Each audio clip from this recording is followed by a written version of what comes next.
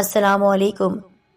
ہمارے اس خوفناک چینل پر آپ سب کو خوش آمدید۔ ایک اور بہت ہی پراسرار کہانی آپ کے لیے پیش ہے۔ ساتھیو، آپ نے لائک اور شیئر کرنا ہے، اور اس سے پہلے ہمارے چینل سید سینٹر کو سبسکرائب کر کے بیل آئیکن کو دبائیے اور نوٹیفیکیشن پر بھی کلک کر دیجیے گا۔ ہمارے گھر کے قریب ایک ماسٹر صاحب رہتے، نہایت شریف آدمی تھے۔ ان کی بیوی بھی شریف اور با اخلاق تھی۔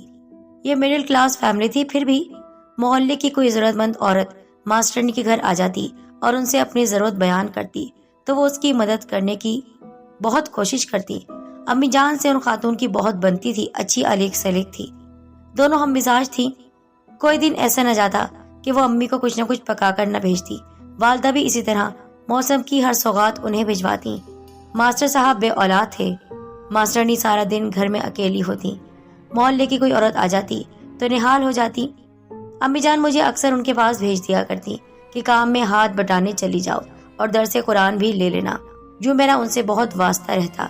وہ پابند صوم و صلات تھی۔ میں نے کبھی ان کو بیکار بیٹھے نہ دیکھا، کسی نہ کسی کام میں مشغول رہتی۔ اللہ تعالیٰ نے خوشحالی دی تھی، عزت بھی تھی، مگر اولاد کی نعمت سے محروم تھی، جس کا انہیں بہت دکھ تھا۔ وہ مجھے اور میرے بھائی صابر کو اپنے بچوں کی طرح چاہتی۔ عید بقرعید پر نئے جوڑے اور عیدی دیتی۔ اللہ تعالیٰ کو اپنے نیک اور اچھے بندوں سے پیار ہوتا ہے، شاید اس لیے اپنے پیاروں کو جلد اپنے پاس بلا لیا کرتا ہے۔ ماسٹرنی جی بھی جلد اس دنیا سے سدھار گئی اور ماسٹر صاحب اکیلے رہ گئے۔ کچھ دن وہ بے حد سوگوار رہے۔ امی جان اکثر کھانا صابر بھائی کے ہاتھ بھجوا دیا کرتی، مگر ایسے سلسلے زیادہ دنوں تک نہیں چلتے۔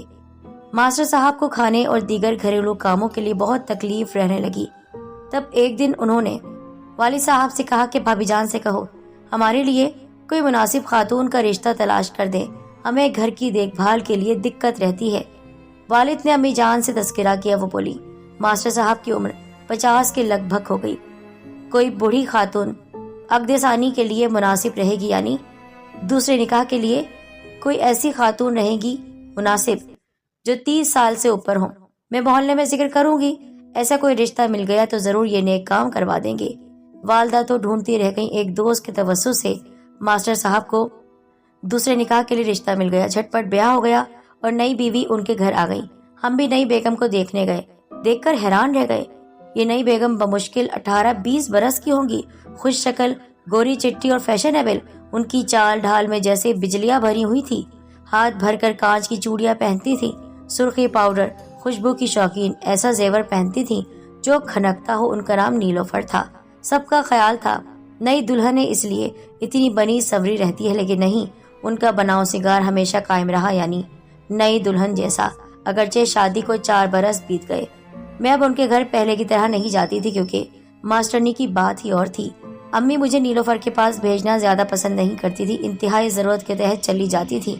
البتہ صابر کو وہ کسی نہ کسی کام سے روز بلوا لیتی، چاہے بجلی کا بل بھروانا ہو، نل ٹھیک کروانا ہو۔ پہلے بھی وہ ماسٹر صاحب کے اس طرح کے چھوٹے چھوٹے کام کر دیا کرتا تھا، اب بھی کر دیتا، کیونکہ ماسٹر صاحب نے اس کو پڑھایا تھا۔ جب امتحان ہوتے باقاعدگی سے اسے گھر آ کر امتحان کی تیاری کراتے تھے۔ اس خاتون سے بھی ماسٹر صاحب کے ہاں اولاد نہ ہو سکی، تاہم نیلوفر کو اس بات پر کوئی دکھ نہیں تھا۔ وہ ہمیشہ خوش باش نظر آتی۔ البتہ محلے والیاں بہت جلد اس کے بارے میں عجیب و غریب باتیں کرنے لگی، جو کسی طرح بھی صحیح نہیں تھی۔ ان باتوں کا چرچا سارے محلے میں رہتا، تاہم ماسٹر صاحب بیچارے ان باتوں سے بالکل بے خبر تھے۔ باقا ہمارے محلے سے اگلے محلے میں رہتا۔ اصل نام تو ابرار تھا، مگر اس کے لباس اور اس کی سج دھج کی وجہ سے ان حضرت کو سب باقا کہتے۔ یہ لمبا چوڑا خوبرو مضبوط بدن کا نوجوان تھا، عمر میں کوئی 24 کے قریب ہوگا، مگر ادائیں لڑکوں والی تھی اور شوخ رومال گلے میں لپیٹے رہتا۔ ابرار کھاتے پیتے گھرانے کا تھا، تبھی اسے کمانے کی فکر نہیں تھی۔ سارا وقت محلے کے بیکار ان کمے لوگوں میں گزار دیتا، ان سے ملنے دوسرے تیسرے دن آ جایا کرتا۔ اس دوران اس کی جان پہچان کسی طرح نیلوفر بیگم سے ہو گئی۔ ماسٹر صاحب اکثر کام صابر بھائی کے ذمے لگا جاتے، مثلاً سبزی لا دینا، سوئچ بورڈ ٹھیک کرا دینا۔ یہ کام صابر ان کے گھر جا کر آتا۔ ایک دن صابر کسی کام سے استاد صاحب کے گھر گیا۔ نیلوفر کے گھر کا بیرونی دروازہ کھلا ہوا تھا، بند کرنا وہ بھول گئی تھی۔ صابر جو ہی کمرے کی طرف گیا، اس نے باقے کو نیلوفر کے ساتھ بیٹھے دیکھا اور بہت قریب وہ چکرا گیا کہ اس آوارہ آدمی کا ادھر کیا کام۔ وہ 9 عمر لڑکا تھا، پس گھبرا کر الٹے قدموں لوٹ آیا اور اس بات کا کسی سے तस्करा नहीं किया। नीलोफर ने भाई को पलट कर जाते देख लिया था। वो सहम गई। उसका ख्याल था जरूर साबिर मास्टर साहब से इस बात का तस्करा करेगा, मगर साबिर ने उन्हें नहीं बताया, सोचकर कि कहीं बात तलाक या खून खराबे तक ना पहुंच जाए। वो चुप साध गया। उस दिन के बाद साबिर उनके घर जाने से कतराने लगा। मुझे भी मना कर दिया कि अगर मास्टरनी बुलाए तो भी मत जाना।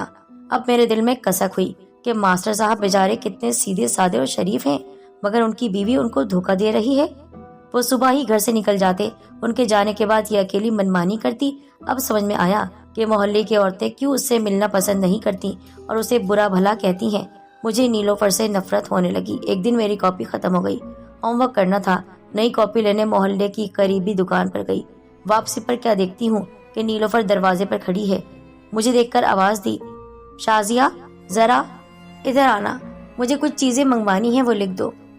साबिर से कहना ला दे। मजबूरन मैं उनके घर चली गई। उन्होंने कॉपी पेंसिल लाकर दी और सौदा लिखवाने लगी। मुझे मास्टरनी के घर में जाते साबिर ने देख लिया था, जो कि मना कर चुका था कि मैं उनके घर न जाया करूं। गुस्से से मेरे पीछे आ गया और घूरने लगा। मास्टरनी समझ गई, बोली, साबिर इस पर क्यों गुस्सा निकाल रहे हो? तुम नहीं आओगे तो किसी को तो बुलाऊंगी ना। भाई ने कॉपी पेंसिल मेरे हाथ से ले ली। तुम घर चलो, मैं जो सौदा इन्होंने मंगवाया है इनको लाकर देता हूँ। मैं डरी सहमी घर आ गई। भाई ने सौदा लाकर दिया या नहीं मालूम नहीं, मगर असल वाक़े के चंद दिनों बाद ही फिर वो वाक़या पेश आया जिसने सारे मोहल्ले को हिलाकर रख दिया। मास्टर साहब हज़्म मामूल सुबह सवेरे अपनी ड्यूटी पर चले गए।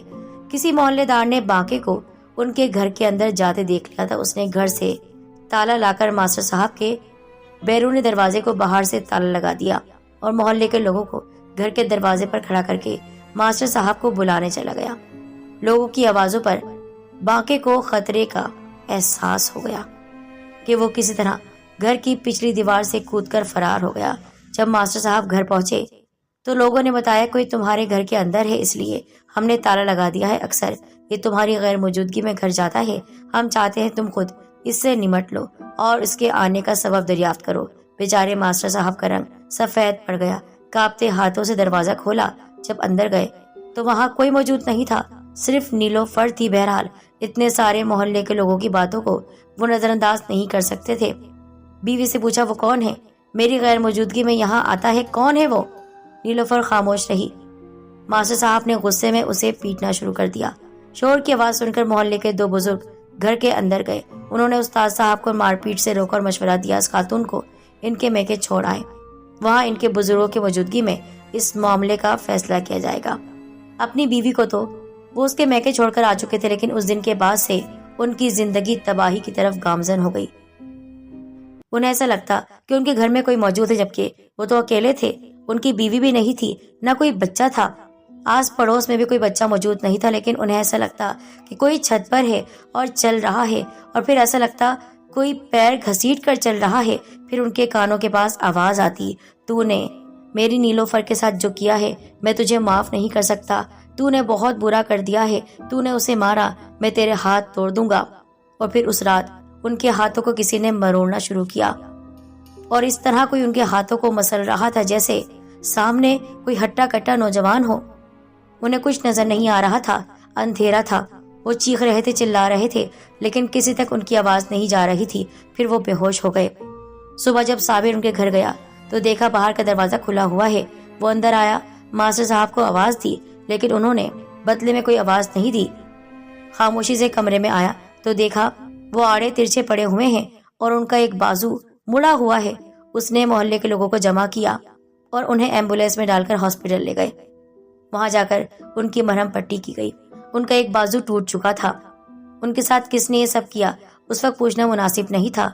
जब वो होश में आए और सेहतमंदी की जानिब लौटने लगे तब मेरे वालिद साहब ने पूछा, मास्टर साहब आपके साथ किसने ऐसा किया? वो कहने लगे, आप लोग यकीन नहीं करेंगे, लेकिन जब से मेरी बीवी मैके गई है उस रात से ही मेरे साथ अजीब और गरीब पुरस्रार वाकयात हो रहे हैं। कभी कोई छत पर पाँव घसीट घसीट कर चलता है, कभी कोई साए की तरह मेरे पास आ जाता है, कभी कोई मेरे बिस्तर को हिलाता है जोर जोर से जैसे जलजला आता है, फिर कोई कमरे की लाइट जला देता है, लेकिन कोई भी वहां नहीं होता। फिर कल जो मेरे साथ हुआ, फिर मेरे साथ यह हादसा पेश आ गया। मैं बहुत डर सहम गया हूँ।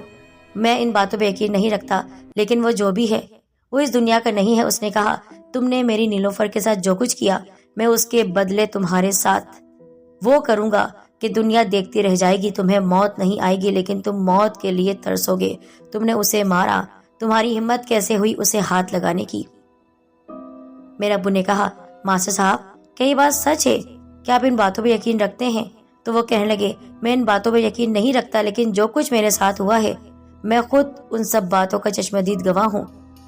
میرے والد صاحب نے کہا، آپ اکیلے اب گھر میں نہ رہیں، میں صابر کو آپ کے پاس چھوڑ دیتا ہوں، پھر دیکھتے ہیں کہ کون آپ کو تنگ کر رہا ہے۔ ہو سکتا ہے یہ باقا ہی ہو جو چپکے سے رات میں آ کر آپ کو تنگ کرتا ہو تاکہ آپ یہ گھر چھوڑ کر چلے جائیں یا نیلوفر کو چھوڑ دیں۔ ہاں یہ بھی ہو سکتا ہے، لیکن وہ جو بھی ہے نظر نہیں آتا۔ بہرحال والد صاحب نے اس وقت تو انہیں سمجھا دیا۔ پھر صابر روز رات کو ان کے پاس رکنے لگا، لیکن جس رات میرا بھائی ان کے پاس رکا اس رات میرے بھائی کے ساتھ بھی وہی ہوا۔ نہ جانے وہ کون تھا جو چھت پر گھسیٹ گھسیٹ کر چل رہا تھا۔ پھر سیڑھیوں سے کسی کے اترنے کی آواز آئی، دھم دھم کی آواز کے ساتھ کوئی اترا، ان کے کمرے کے اندر داخل ہوا۔ صابر خود دیکھ رہا تھا، وہ بہت لمبے قد کا کوئی آدمی تھا، اس کے دونوں بازو بہت لمبے لمبے تھے۔ اس نے کہا، تو نے میری بیوی کے بارے میں بہت ساری باتیں مشہور کی، تو نے اپنی بہن کا دل خراب کیا۔ وہ تو اس سے کہہ رہی تھی کہ جا سودا لے کر آ، لیکن تو نے منع کر دیا۔ صابر نے کہا، کون ہو تم؟ میں اس کا شوہر ہوں۔ یہ تم کیا کہہ رہے ہو؟ اس کے شوہر تو ماسٹر صاحب ہے، تم نہیں۔ یہ انسان ہے، میں جن ہوں، وہ میری بیوی ہے، وہ میری بیوی ہے، میرے بچے کی ماں ہے وہ، لیکن یہ آدمی اس نے اس سے شادی کر لی۔ نہ جانے میری بیوی کو کہاں اس نے دیکھ لیا تھا، تب سے اس کے پیچھے پڑ گیا تھا، پھر اس سے شادی کر لی، اور اس نے بھی مجھے اس وقت دھوکہ دیا، اور اس آدمی سے شادی کر کے وہ مجھ سے جان چھڑانا چاہتی تھی۔ پھر میں نے اسے منا لیا، اور جب میں کل رات اس کے ساتھ تھا گھر پر، یہ آ گیا، اس کی وجہ سے مجھے جانا پڑا۔ اس کے بعد اس نے میری بیوی کو بہت مارا اور اس کے میکے بھیج دیا۔ یہ سب باتیں وہ ایسے کر رہا تھا جیسے کوئی انسان ہو۔ اس کے بعد صابر کے پاس آیا، وہ میرے بھائی کی گردن کو مسلسل دبا رہا تھا۔ اسی وقت صابر کو نہ جانے کیا ہوا، اس نے آیت الکرسی پڑھنا شروع کی۔ آیت الکرسی پڑھی تو وہ جن اس سے کوسوں میل دور ہٹا۔ ابھی تو جا رہا ہوں، لیکن تیری خیر نہیں، خبردار اگر یہ بات کسی کو بتائی تو تیرا پورا خاندان ملیا میٹ ہو جائے گا، اور تیری بہن، سمجھ رہا ہے نا، تیری بہن میرے قبضے میں آ جائے گی۔ خیریت چاہتا ہے تو میری بیوی نیلوفر کو واپس لے کر آ، اس بوڑھے سے کہے کہ یہ میری بیوی کو واپس لے کر آئے اور اس کو بدنام نہ کرے۔ اس کے بعد صابر نے بڑی مشکل سے سانس لینا شروع کی۔ اس نے گھونٹ گھونٹ پانی پیا، بڑی مشکل سے پانی اترا اس کے حلق کے نیچے۔ پھر اس نے ماسٹر صاحب کو جگایا اور ساری صورتحال سے آگاہ کیا، آپ صحیح کہہ رہے ہیں، یہ ایک جن ہے جو کہ نیلوفر کا شوہر ہے۔ نیلوفر انسان نہیں ہے، یہ مجھے نہیں پتا، لیکن وہ کہہ رہا ہے اگر تم نیلوفر کو یہاں لے کر نہیں آئے تو پھر میں تمہارے پورے خاندان کو تباہ کر دوں گا۔ ماسٹر صاحب، میں آپ سے التجا کرتا ہوں، آپ نیلوفر کو لے آئیے اور اس کے بارے میں کوئی بھی الٹی سیدھی باتیں نہ کریں۔ ماسٹر صاحب تو پہلے ہی ڈرے ہوئے تھے۔ دوسرے دن جا کر وہ نیلوفر کو لے آئے۔ نیلوفر مکرو مسکراہٹ کے ساتھ صابر اور ماسٹر صاحب کو دیکھ رہی تھی۔ پتہ چلا میرے ساتھ دشمنی کرنے کا نتیجہ؟ تم دونوں میرے پیچھے لگے ہوئے تھے، دیکھا میرے شوہر نے کیا کیا تمہارے ساتھ؟ تو تم جن ہو؟ نہیں، میں جن نہیں ہوں، میں انسان ہوں، لیکن میں نے ایک عمل کر کے جن کو اپنے قبضے میں کیا تھا، اس سے شادی کی، پر وہ مجھے تنگ کر رہا تھا۔ میں اسے کہتی مجھے تم روز ایک کنگن دو، روز مجھے ایک ہار دو، ایک ہیرے کی انگوٹھی دو، تو وہ کہنے لگا دیکھو ابھی یہ کام نہیں کر سکتا، ابھی میرے اندر اتنی طاقت نہیں۔ تبھی میں اس سے روٹھ گئی اور اس ماسٹر سے شادی کر لی۔ پھر اس نے مجھے منانے کے لیے نہ جانے کون کون سے خزانے میرے حوالے کیے، جو تم مجھے سجا دھجا دیکھتے ہو، یہ سب اسی کے کارنامے ہیں، یہ اسی کے تحفے ہیں، اور اسی کے لیے میں سج دھج کے رہتی ہوں۔ اگر تم دونوں نے کچھ کہا کسی کو یاد رکھنا، وہ تمہاری جان لے لے گا۔ لیکن ماسٹر صاحب کو تو وہ مار ہی رہا ہے۔ ہاں، اس کو تو مرنا ہی پڑے گا، یہ مرے گا تبھی تو اس گھر پر میرے شوہر کا قبضہ ہوگا۔ تو وہ جن ہے، اس کو کیا ضرورت ہے کسی انسان کو ہٹانے کی؟ جنات کو کسی انسان کے ہونے یا نہ ہونے سے کوئی فرق تو نہیں پڑتا، صابر نے کہا۔ ہاں، فرق نہیں پڑتا، صحیح کہہ رہے ہو، ٹھیک ہے میں اپنے شوہر کو بلا لیتی ہوں۔ پھر اس نے کہا آ جاؤ ابرار، آ جاؤ یہاں پر، آج سے تم میرے ساتھ رہو گے ان دونوں کے سامنے۔ میں تمہارے ساتھ ہر وہ کام کروں گی جس کو میرا یہ شوہر دیکھے گا جس نے مجھے سب کے سامنے مارا پیٹا۔ تمہیں اس سے بدلہ لینا ہے، اس کا ایک ہاتھ توڑا ہے، اس کی ایک ٹانگ بھی توڑ دو۔ پھر وہ جن بہت ہی خوفناک انداز میں ماسٹر صاحب کے پاس آیا اور ان کی ایک ٹانگ اس نے توڑ ڈالی۔ صابر سارا دردناک منظر دیکھ رہا تھا، ایسا خطرناک خوفناک منظر۔ دونوں خونی میاں بیوی ماسٹر صاحب کو تکلیف پہنچا رہے تھے اور وہ کسی سے کچھ نہیں کہہ پا رہا تھا۔ وہ دل میں اللہ کا نام لے رہا تھا، یا اللہ مدد فرما۔ اس دن بھی آیت الکرسی میری زبان سے نکل گئی تھی، آج بھی کچھ ایسا کر دے کہ یہ دونوں ماسٹر صاحب کو مزید تکلیف نہ پہنچائیں۔ اس نے پھر سے آیت الکرسی پڑھنا شروع کر دی۔ ابھی وہ آیت الکرسی پڑھ ہی رہا تھا کہ وہ جن چیخنا شروع ہو گیا، بس کر پڑھنا جو کچھ پڑھ رہا ہے تو، مجھے تکلیف ہو رہی ہے۔ کیا پڑھتا ہے تو؟ دیکھ، یاد رکھ کہ میں یہاں سے چلا جاؤں گا لیکن تیری اور تیرے اس ماسٹر کی جان نہیں چھوڑوں گا۔ تم دونوں نے بہت اذیت دی ہے ہمیں۔ یہ کہہ کر وہ غائب ہو گیا۔ نیلوفر وہیں پر کھڑی ہوئی تھی۔ اس نے کہا، میں اپنے کمرے میں جا رہی ہوں، تم لوگوں نے میرے شوہر کو ناراض کیا ہے۔ وہ بھی چلی گئی۔ ماسٹر صاحب پھوٹ پھوٹ کر رو رہے تھے۔ میری زندگی تباہ ہو گئی، ان جنات سے کیسے میری جان چھوٹے گی۔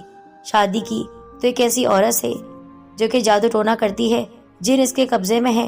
لالچی عورت نے میری زندگی تباہ کر دی۔ صابر کچھ کرو، ہم یہاں سے جا بھی نہیں سکتے، اور نہ جانے ایسی کیا بات ہے کہ کوئی بھی یہاں نہیں آ رہا۔ تمہارے والد صاحب کو تمہاری فکر نہیں؟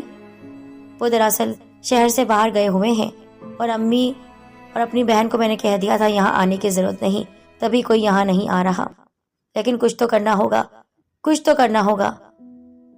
اس کے لیے میرے پاس ایک حل ہے، وہ یہ کہ جس وقت یہ جن اپنی دنیا میں جاتا ہے، جبکہ کہہ رہا تھا نا کہ میں اپنی دنیا میں جاتا ہوں، وہاں سے ہیرے جواہرات انگوٹھیاں لے کر آتا ہوں اپنی بیوی کے لیے، تو جب یہ یہاں سے جائے تو اسی وقت میں گھر سے باہر جاؤں گا، اور میرے ابو کے ایک دوست ہیں جو کہ بہت ہی مشہور عامل ہے، بہت پہنچے ہوئے، انہی سے مجھے مدد لینی ہے۔ پھر صابر اللہ کا نام لے کر گھر سے نکلا۔ اسی وقت جب وہ جن وہاں سے چلا گیا تھا، نیلوفر سو رہی تھی، ماسٹر صاحب تھر تھر کانپ رہے تھے۔ انہیں اس پراسرار گھر میں خوف آ رہا تھا، یہ میں کس جنجال میں پھنس گیا۔ صابر گھر سے بہت خاموشی سے نکلا۔ وہ ادھر ادھر دیکھ رہا تھا کہیں اس جن کی مجھ پر نظر نہ پڑ جائے، پر وہ آیت الکرسی پڑھ رہا تھا۔ پھر وہ خاموشی سے چلتا ہوا اپنے والد کے دوست کے گھر پہنچ گیا، انہیں ساری صورتحال سے آگاہ کیا اور کہا کہ آپ ہماری مدد کیجیے، ہم دونوں اس گھر میں قید ہیں، اگر آپ کچھ کر سکتے ہیں تو کر دیجیے۔ وہ جن اس وقت یہاں پر موجود نہیں ہے، نیلوفر کمزور ہے، آپ میرے ساتھ چلیے۔ وہ عامل صابر کے ساتھ گھر میں داخل ہوئے۔ نیلوفر سو رہی تھی، ماسٹر صاحب خوف سے پورے پیلے پڑ گئے تھے۔ انہوں نے کہا، کچھ کیجیے، مجھے نجات دلائیے، میں تو اپنی زندگی سے ہاتھ دھو بیٹھوں گا۔ دیکھیے میری ایک ٹانگ بھی ٹوٹ چکی ہے، بہت تکلیف ہے مجھے، بہت ہی زیادہ اذیت میں ہوں میں۔ عامل صاحب نے کہا، نیلوفر کا کمرہ کہاں ہے؟ صابر نے اشارہ کیا، وہ ادھر۔ اس کمرے میں پہنچے اور اپنا عمل کرنا شروع کیا۔ وہ حصار میں تھے، صابر اور ماسٹر صاحب کو بھی حصار میں کر دیا تاکہ وہ جن اپنی دنیا سے واپس آئے تو ان کو تکلیف نہ پہنچائے۔ جیسے ہی اس نے عمل کرنا شروع کیا، اسی وقت زوردار دھاڑ آئی۔ کون ہے جو میری بیوی کے ساتھ یہ کام کر رہا ہے؟ کون ہے وہ؟ اسی وقت وہ گھر میں داخل ہوا۔ تم دونوں نے میرے پیٹ پیچھے ہی کام کیا ہے، میں تمہاری جان لے لوں گا۔ لیکن چونکہ حصار قائم تھا، اسی وجہ سے اس نے بہت کوشش کی، کوشش کے باوجود وہ حصار میں داخل نہیں ہو سکا۔ پھر نیلوفر کو اس عامل نے اپنے عمل کے ذریعے خاک کر دیا۔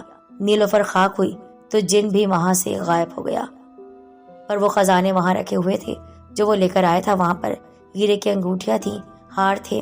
عامل صاحب نے کہا، اس خزانے کو کہیں دفن کر دیں، اگر یہ آپ کے پاس رہے گا تو اس کے بہت سے عامل اور بہت سے موکلات یہاں آ جائیں گے۔ آپ ابھی اس کو لے کر جائیے اور کسی جگہ دفنا دیجیے، یہ کسی کام کا نہیں آپ کے۔ نیلوفر کی موت کا ماسٹر صاحب کو افسوس تھا، لیکن وہ کیا کرتے؟ اگر نیلوفر نہ مرتی تو وہ بھی اس اذیت سے نہ نکلتے۔ اور پھر صابر اور ماسٹر صاحب نے اس خزانے کو زمین میں دفن کر دیا، اسی زمین سے وہ خزانہ لے کر آیا تھا۔ آج بھی یہ واقعہ ہمیں یاد آتا ہے، ہمارے رونگٹے کھڑے ہو جاتے ہیں۔ صابر جب گھر آیا، اس کے چہرے کی رنگت دیکھ کر ہم تو کانپ گئے۔ اس نے کہا، میں تم لوگوں کو منع کر کے گیا تھا، کاش میں تم سے کہتا گھر آ جاؤ، اللہ نے میری مدد کی، ورنہ وہ جن مجھے اور ماسٹر صاحب کو اب تک مار چکا ہوتا۔